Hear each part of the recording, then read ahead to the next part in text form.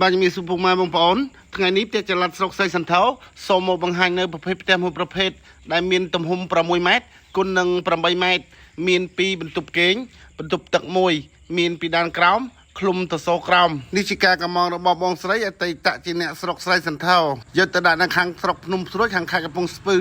ឡូវនេះក្រុមការងារខាងផ្ទះចល័តស្រុកស្រីសន្ធោយកខ្ញុំបានរៀបចំរួចរាល់ហើយប្រភេទផ្ទះដែលមានទំហំ6ម៉ែត្រគុណនឹង8ម៉ែត្រមានពីដានក្រោមឃ្លុំទៅសូក្រោម2បន្ទប់គេងបន្ទប់ទឹកមួយនេះគឺតម្លៃវា16800បងប្អូន16800ឥឡូវនេះបងស្រីក៏បានរៀបចំបន្ទប់ទឹកផ្ទះបាយនៅផ្នែកខាងក្រោមទៀតអញ្ចឹង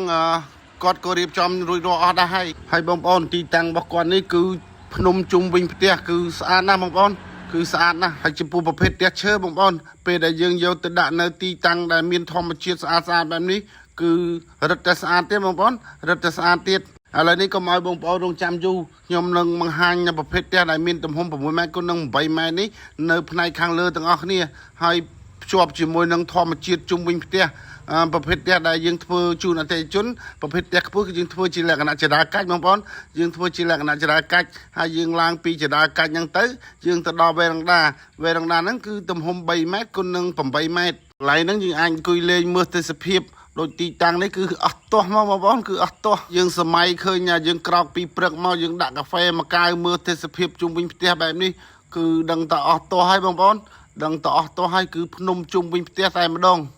ទេសភាពខៀវសងាត់ពោពេញទៅដោយធម្មជាតិឥឡូវនេះខ្ញុំនាំបងប្អូនមកមើលបន្ទប់ធំ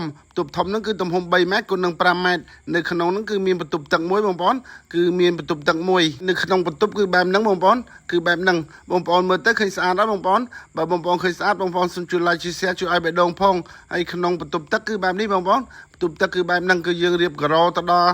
ពីដានខាងលើតែម្ដងហើយនៅក្នុងបន្ទប់ហ្នឹងយើងដកបន្ទប់ទឹក1ម៉ែត្រ2គុណនឹង2ម៉ែត្រមកទឹកចេញទៅសល់ប្រហែលគឺសាច់បន្ទប់ហើយបងប្អូនឥឡូវខ្ញុំនាំបងប្អូនទៅមើលបន្ទប់តូច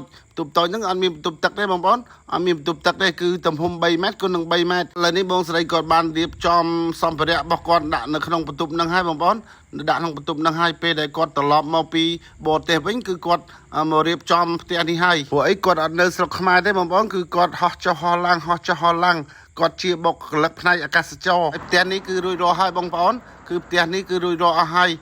អញ្ចឹងក៏អត់មានអីទៀតទេបងប្អូនអត់មានអីទៀតទេមានតែប៉ុណ្្នឹងទេបងប្អូនសូមជួយ like ជួយ share ជួយឲ្យបេះដូងផងបងប្អូនសូមជួយ like ជួយ share ជួយឲ្យបេះដូងផងបាទមានតែប៉ុណ្្នឹងទេបងប្អូនសូមអរគុណសូមជម្រាបលា